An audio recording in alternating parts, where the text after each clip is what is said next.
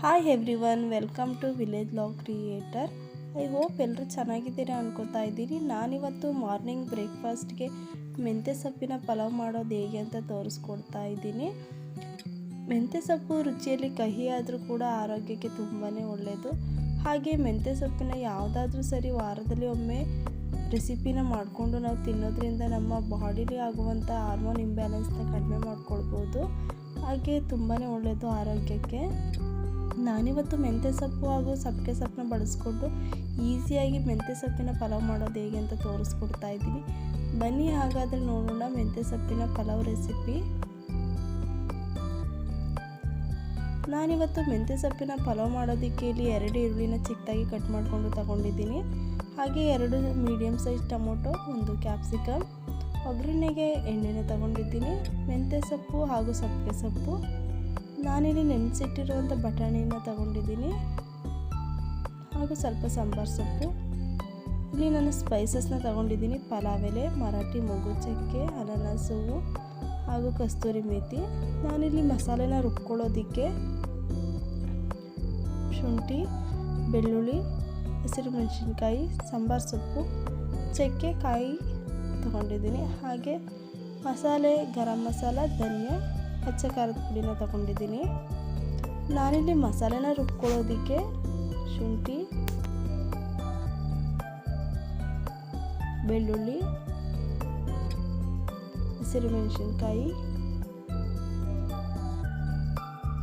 ಸಾಂಬಾರು ಸೊಪ್ಪು,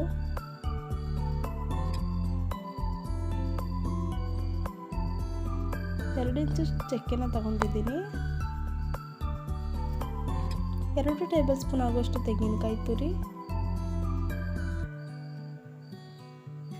ಪಲಾವ್ಗೆ ಈಗ ಮಸಾಲ ರೆಡಿಯಾಗಿದೆ.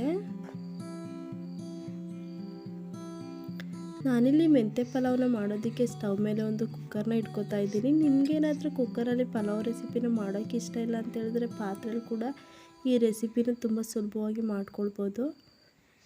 ನಾನಿಲ್ಲಿ ಕುಕ್ಕರ್ಗೆ ಒಗ್ಗರಣೆಗೆ 3 ಟೇಬಲ್ ಸ್ಪೂನ್ ಆಗೋಷ್ಟು ಎಣ್ಣೆನ ಹಾಕೋತಾ ಇದ್ದೀನಿ. ಯಾವಾಗಲೂ ಅಷ್ಟೇ ಸ್ಪೈಸಸ್ನ ತುಂಬ ಎಣ್ಣೆ ಕಾಯ್ದಿರುವಾಗ ಹಾಕ್ಕೊಳ್ಬಾರ್ದು, ಕಪ್ಪಾಗಿಬಿಡುತ್ತೆ. ನಾನಿಲ್ಲಿ ಸ್ಪೈಸಸ್ನ ಎಣ್ಣೆ ಮೀಡಿಯಮ್ ಆಗಿ ಕಾಯ್ದಿರುವಾಗ ಹಾಕ್ಕೊಳ್ತಾ ಇದ್ದೀನಿ.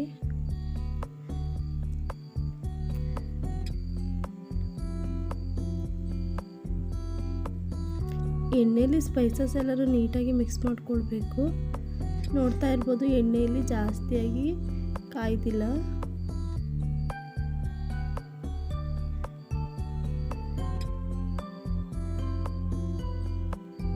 ನಾನಿಲ್ಲಿ ಚಿಕ್ಕದಾಗಿ ಕಟ್ ಮಾಡ್ಕೊಂಡಿರೋಂಥ ಈರುಳ್ಳಿನ ಸೇರಿಸ್ಕೊತಾ ಇದ್ದೀನಿ. ಸ್ಪೈಸಸ್ ಜೊತೆ ನೀಟಾಗಿ ಈರುಳ್ಳಿನ ಮಿಕ್ಸ್ ಮಾಡ್ಕೊಳ್ಬೇಕು.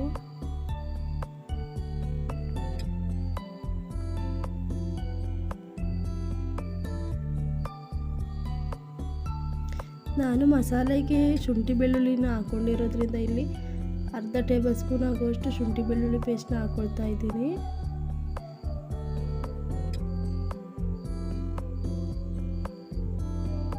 ಹಾಗೆ ಟೊಮೊಟೊನ ಸೇರಿಸ್ಕೊಳ್ಬೇಕು.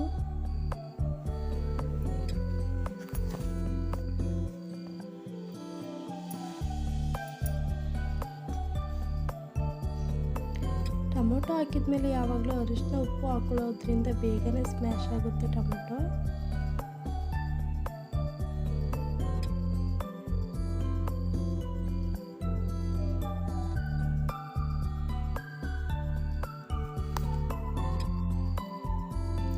ಟೊಮೊಟೊ, ಉಪ್ಪು, ಅರಿಶಿನ ಎಲ್ಲನೂ ನೀಟಾಗಿ ಮಸಾಲೆ ಜೊತೆ ಮಿಕ್ಸ್ ಮಾಡಿದ ಮೇಲೆ ನಾನಿವಾಗ ಕ್ಯಾಪ್ಸಿಕಮ್ನ ಆ್ಯಡ್ ಮಾಡ್ಕೊತಾ ಇದ್ದೀನಿ.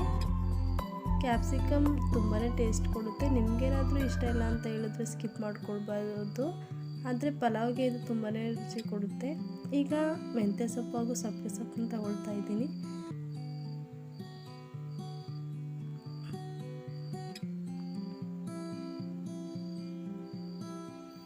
ಆಗಲೇ ಹೇಳ್ದಂಗೆ ಮೆಂತ್ಯ ಸೊಪ್ಪಿನ ಪಲಾವು ಮಾಡ್ಕೊಳ್ಳೋದು ಆರೋಗ್ಯಕ್ಕೆ ಒಳ್ಳೆಯದು. ಹಾಗಾಗಿ ನೀವು ಮೆಂತ್ಯ ಸೊಪ್ಪನ್ನು ಜಾಸ್ತಿಯಾಗಿ ಆ್ಯಡ್ ಮಾಡಿಕೊಂಡ್ರೂ ಕೂಡ ರುಚಿಯಾಗಿರುತ್ತೆ.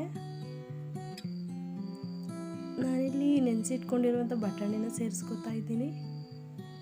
ಎಲ್ಲವನ್ನು ಮಸಾಲೆ ಜೊತೆ ನೀಟಾಗಿ ಮಿಕ್ಸ್ ಮಾಡಿಕೊಳ್ಬೇಕು. ನಾನಿಲ್ಲಿ ಧನಿಯಾ ಪೌಡರ್ ಹಾಗೂ ಚಿಲ್ಲಿ ಪೌಡರ್ ಹಾಗೂ ಗರಂ ಮಸಾಲಾನ ಅರ್ಧ ಟೇಬಲ್ ಸ್ಪೂನ್ ಆಗುವಷ್ಟು ತಗೊಂಡಿದ್ದೀನಿ.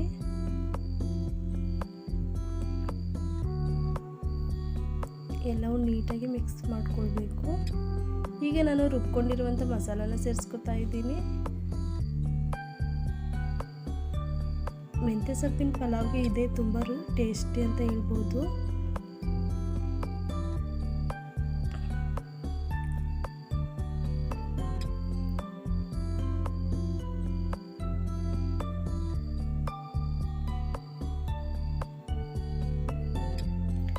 ನಾನಿಲ್ಲಿ ಕಡಿಮೆ ಕ್ವಾಂಟಿಟಿಲಿ ಮಾಡ್ಕೊತಾ ಇದ್ದೀನಿ. ನಿಮಗೇನಾದರೂ ಜಾಸ್ತಿ ಮಾಡ್ಕೊಳ್ಬೇಕು ಅಂತ ಹೇಳಿದ್ರೆ ಎಲ್ಲ ಇಂಗ್ರೀಡಿಯೆಂಟ್ಸ್ನು ಸ್ವಲ್ಪ ಜಾಸ್ತಿ ಪ್ರಮಾಣದಲ್ಲಿ ತಗೊಂಡ್ರೆ ಸಾಕಾಗುತ್ತೆ. ನಾನಿಲ್ಲಿ 1 ಲೋಟ ಅಕ್ಕಿಗೆ 2 ಲೋಟ ನೀರು ಪ್ರಮಾಣದಲ್ಲಿ ಸೇರಿಸ್ಕೊತಾ ಇದ್ದೀನಿ.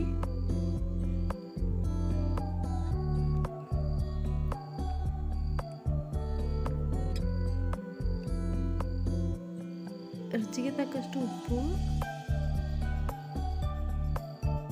ನೋಡ್ತಾ ಇರ್ಬೋದು, ಈಗ ನೀರೆಲ್ಲ ಕುದೀತಾ ಇದೆ. ಈ ಕುದಿಯುವ ಟೈಮಲ್ಲಿ ಅಕ್ಕಿನ ಸೇರಿಸ್ಕೋಬೇಕು. ಮುಂಚೆನೇ ನಾವೇನಾದರೂ ಅಕ್ಕಿನ ಸೇರಿಸ್ಕೊಂಡ್ರೆ ಅನ್ನ ಉಡಿ ಉಡಿಯಾಗಿ ಬರೋದಿಲ್ಲ.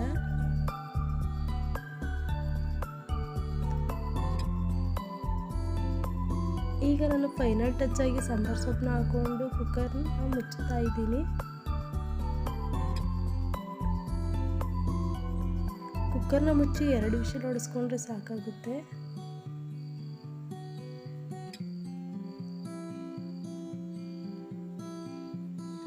ನೋಡ್ತಾ ಇರ್ಬೋದು, ಈಗ ಪಲಾವ್ ರೆಡಿ ಆಗಿದೆ.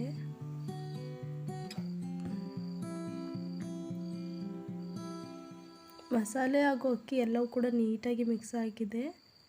ಸ್ವಲ್ಪವೂ ಕೂಡ ಅನ್ನ ತಳನ ಹಿಡ್ದಿಲ್ಲ. ನೋಡ್ತಾ ಇರ್ಬೋದು, ನಾನು ತೋರಿಸ್ತಾ ಇದ್ದೀನಿ. ಸ್ವಲ್ಪವೂ ಕೂಡ ತಳ ಹಿಡ್ದಿಲ್ಲ.